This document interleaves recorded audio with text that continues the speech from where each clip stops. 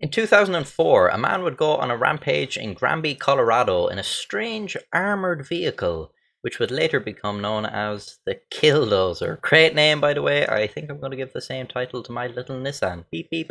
Despite continued attempts, police were unable to stop him, and the town was completely at his mercy. But why would anybody do such a thing? Where did he get this contraption? Whatever happened to him? His name was Marvin Heemeyer, and he's become somewhat of a hero in some people's eyes. A reasonable man, driven to do unreasonable things. Which is just like me, when the person walking in front of me is too slow and takes up the whole path, and Jesus fucking Christ, you fat fuck, get out of my way. Marvin Heemeyer moved to Colorado sometime in the 90s or earlier, which was somewhat strange as he was in his 40s. He didn't have a wife or family, he didn't even know anybody in the area. But he was a hard worker, soon setting up his own muffler repair shop in the area, and people said he was a very affable person. So he might be a little odd, but so far, I like him. Trouble began in 2001 when the Zoning Commission approved the construction of a concrete factory adjacent to Marvin's shop. For many years, Heemeyer had used this route to get to his shop, as it was really the only access road leading there. Construction of the plant would block this route, however. Heemeyer tried to appeal the Zoning Commission's decision, but was denied. He tried to petition the city with neighbours and friends, but was once again unsuccessful. The concrete plant was going to be built. So Marvin said, alright, you win. I'll just have to find another way to my shop. He petitioned to construct a new access road, and he even bought all the heavy machinery so he could just do it all himself. Well, guess what? He was turned down again.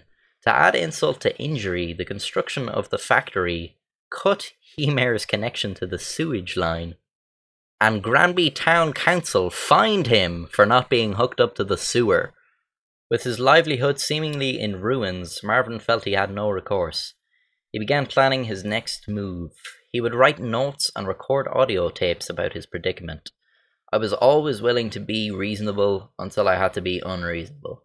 Sometimes reasonable men must do unreasonable things.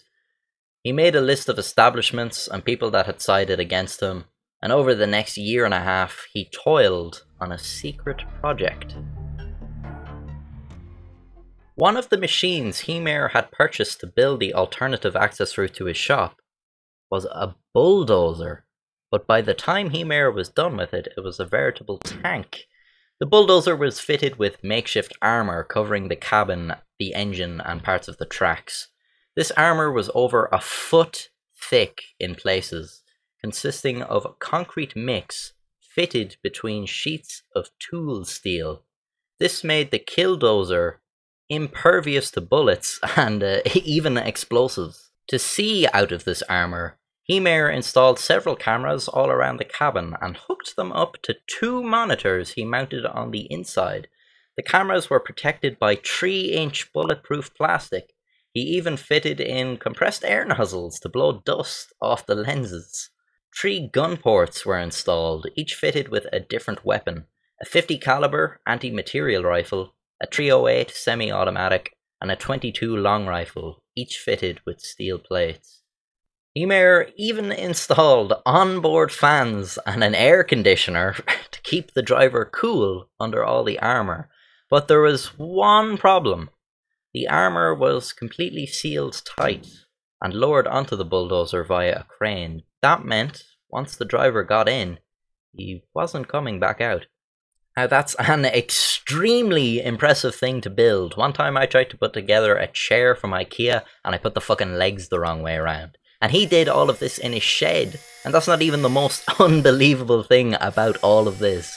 Numerous people had actually visited Marvin during the year and had been in his shed. And not one of them said anything about the homemade tank sitting in the corner. Like, what was going through their heads as they looked around that garage? Nice toolbox. May get one of them for myself. Broken boiler there by the looks of it. Ooh, expensive power drill. Might ask for a loan of that. Real old pair of boots there. Giant bulldozer fitted with composite armor, 3 gun ports and its own surveillance system. Lawnmower. Heemeyer believed that God had built him for this job, and that it was God who clouded the judgment of the people who entered his shed. Now, I like Marvin, but I think I'm going to have to take issue with the notion that God approved of him planning a fucking rampage. Like, it seems like a lot of effort on God's part to cloud the judgment of every single person that walked into the shed, instead of just making you see sense. Like, which of those two things seems like the more logical option? Then again, all of this really happened, so what do I know? On June the 4th, 2004, Marvin lowered the armor onto the Killdozer cabin one last time, sealing himself inside. He began his rampage by tearing through the wall of his muffler shop and then the concrete plant, before making his way into town. For 2 hours he terrorized the town of Granby. He destroyed the town hall, the office of a local newspaper that editorialized against him, the home of a judge, and many others.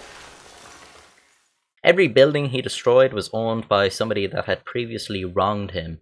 In all, he smashed up 13 buildings, causing about $7 million worth in damages. But it should be noted that nobody was harmed. Police made continuous attempts to stop the rampage. Local and state patrol, including a SWAT team, followed the Killdozer everywhere it went, firing shots at the cab with no effect. They then tried to take out the cameras, which again failed as they had the bulletproof shielding. They climbed aboard, trying to figure out a way to put a bullet inside the beast. A flashbang grenade was even dropped in the exhaust pipe, but nothing they could do could stop it. They even brought out a wheel tractor scraper to fight the machine, but the Killdozer just pushed it aside. At this point, the police were running out of ideas. The governor of Colorado, Bill Owens, was considering authorizing the National Guard to bring in an Apache attack helicopter and blast the Killdozer with Hellfire missiles, which is a fairly serious escalation. Feels a bit like we're skipping some steps here. Sometimes I can't get the ring off my fat finger, but I don't immediately break out the hacksaw. This was eventually decided against due to the fact that firing missiles on a US town probably isn't a good idea, and that the damage done would be significantly greater than anything Heemeyer could have hoped to achieve. Heemeyer was destroying a hardware store when he encountered a problem. Killdozer's radiator had been damaged somehow, and the engine was leaking. Another problem, a thread had dropped into the hardware store's basement, meaning he was stuck. The engine failed, and SWAT soon surrounded the machine. After about a minute, they heard a single gunshot from inside the cab. Then the Killdozer fell silent. Police first used explosives to remove the armor, but after 3 failed attempts, they used an oxyacetylene cutting torch and managed to get in. Inside, they found the body of Marvin Heemeyer. He had shot himself in the head with a handgun. In 2005, it was announced that the Killdozer would be taken apart for scrap metal, with each individual piece being sent to a different scrapyard to prevent admirers from taking souvenirs. And thus ends the tale of the Killdozer. Hey everybody, I hope you liked the video. If you did, then you know what to do. I just wanted to talk about the channel for a little bit. So recently we hit 1,000 views on a single video, and I think we're coming up to 5,000 views total across the channel. So that means the next milestone is 10,000 views, which is mind-blowing. I mean, thanks. We just hit like 50 subscribers, and I think we're well on our way to 100. We'll have that soon enough, hopefully. Everybody always says that, you know, your first 100 subscribers are, you know, it's the hardest to get. So it'll be great to pass that milestone. If you're watching the video and you're not subscribed, please consider subscribing, because it really helps me out a lot. And if you are subscribed, thanks a lot. Stay subscribed, because I have more stuff planned, so stick around.